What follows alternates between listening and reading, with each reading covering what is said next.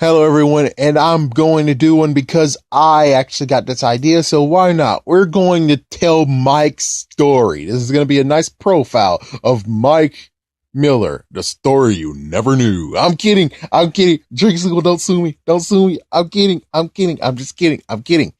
But anyways, we're going to talk about Mike Miller from The Last Man on Earth. We basically got all his story. So, from what I can tell, piecing it together, he is the younger brother of Phil Miller, and they had a mom and dad, of course.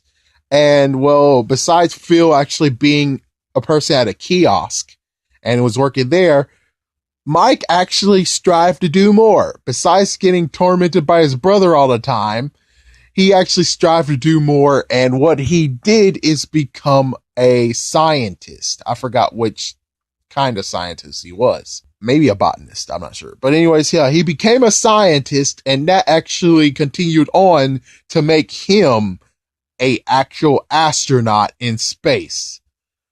I don't know at this time of if he actually died, if crew members died also up there in space, or he was up there alone. I think he might have been up there alone, and they were doing experiments with worms.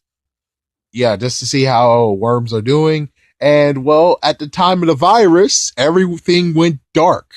So when he tried to contact people and said, hey, mission control, NASA, hello?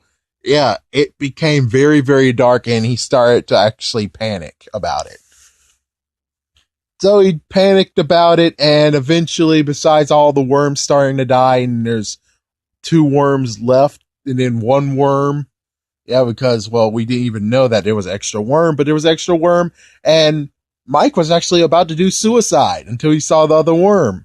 So he was able to pull himself back up, which was like, oh my gosh. But yeah, he was able to pull himself back up, and then he closed the door, and eventually he decided, well, since no one is downstairs in freaking Earth, I'm going down there. And he risked his life to go down to Earth. He made it down to Earth, and he was found by this guy named Pat Brown. So, well, actually, first he found a random boat. He decided to go in there, put on some new clothes. Well, since they are stocked with some food and water, he decided to get liberties of those. And then eventually Pat Brown showed up with a shotgun and frick. So one thing we need to know about Pat Brown is that Pat Brown actually is a tennis pro, and he did have a family at one point. And we also kind of thought he kind of might have kidnapped people along the way until they didn't do what he said, and then he killed them. That's what we thought. So anyways, Mike wanted to see the surface world. So Pat Brown told him, you gotta wear a helmet. You gotta wear a hazmat suit if you want to do it. So that's what he did. And they toured like some cities, and Pat Brown made sure Mike didn't see Alive in Tucson, which was everywhere. As soon as Mike Miller actually saw them, and he was like, dude, what are these? What's this all about? And Pat Brown was like, yeah, well, let's get back on the boat. And well, Mike actually went for freedom, and Pat actually knocked him out. Well, first Pat actually had Mike's hazmat suit was damaged. He saw it was damaged. And then he decided to hit him inside the head and kill him, and then zip him up in a corpse bag. But of course, Mike was not dead, not yet. So he woke up and unzipped himself, and it's like, what the frick? And of course, in this episode, we find out what happened to all the dead bodies. Is they actually was put up in there, even though there should have been random bodies around, but whatever. So what Mike did was actually drive to Tucson. And as soon as he drove up to Tucson, he actually noticed where they lived, the cul-de-sac. And he went in, and I think he most likely went into Melissa's. I don't know where they left the letter. But he got to see the letter. It said Malibu. Then he went to Malibu.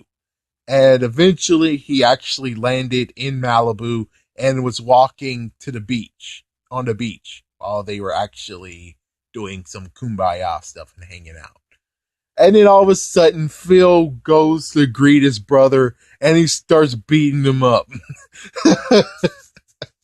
Oh man, that's just crazy.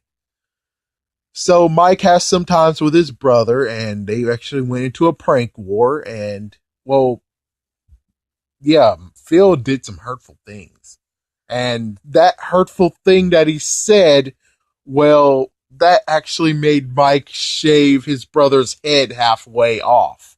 Yeah, so he shaved his head and now one side is completely barren while the other one is full of hair. Yeah, and they were just, my goodness, they were just pranking. Then they actually got together. Yeah, they actually made up, and then they were singing karaoke of the same song for like 7 times.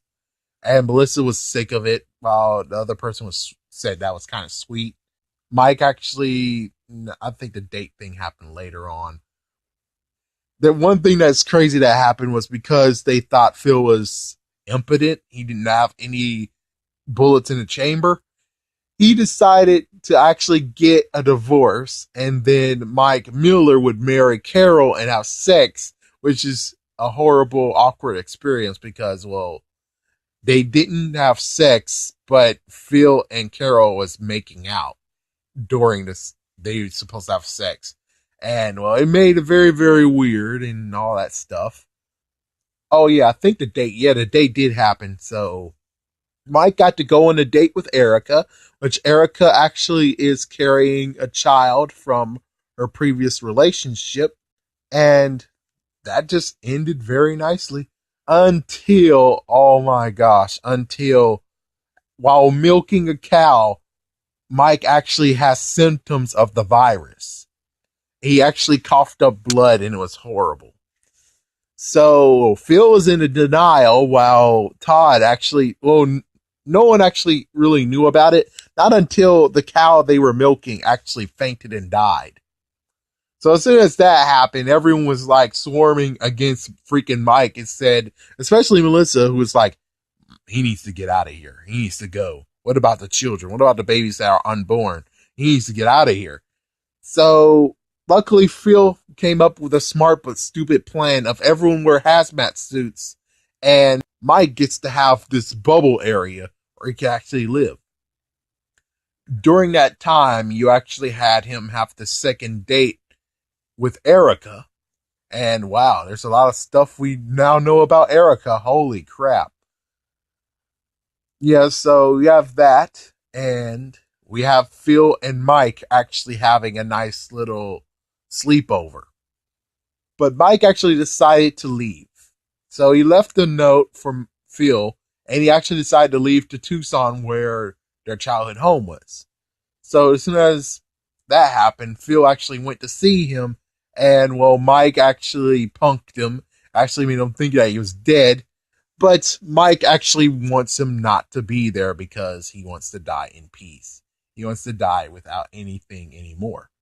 They did check out a few things in the attic and some things along the way. Mike said some hurtful things to make Phil go away, but that didn't work. And meanwhile, they were outside. Mike actually got to see the gravestones of his parents and where they were buried, and also the gravestone for him. And for Mike actually saying, you know what, you buried me once, you don't need to bury me again. I don't want you to do that. He says, you just got to go. Please leave. So eventually, Phil actually was able to get up the courage to leave, but they exchanged gifts. You had Mike giving a gift to Phil, which was a jar full of farts that he just did, a jar full of fart that he could open in 30 years. And then you had Phil giving Mike his therapy ball buddies. I would say therapy ball buddies. Kind of like Wilson from Castaway. So that's how it ends, is the fact of, you have Phil driving away and Mike most likely in the house dead somewhere. That's how it ends for Mike. That's the story of Mike Miller. It really is sad. I was hoping that Mike Miller could actually still be around and stay alive and we could just enjoy that. But instead, it turned into he wasn't immune to the virus. It's very sad. He wasn't immune to the virus at all. No idea if Pat Brown actually is immune to the virus. But, anyways, this is where I leave you. This is the story of Mike Miller. It's very, very sad. But in the end, at least he died. At least he died seeing his brother for one last time. Given he could have just stayed upstairs in space, but on the other hand, it's not really a good life. Is it? Because he would still be alone, but he'll be alive compared to seeing his brother, seeing that there are some survivors, seeing his sister-in-law. Well, anyways, yeah, I liked Mike. Mike was a good character. Too bad he is gone now. It's too bad. Well, we'll see in season 3, but I bet chances are Mike Miller is dead. He didn't get immunity.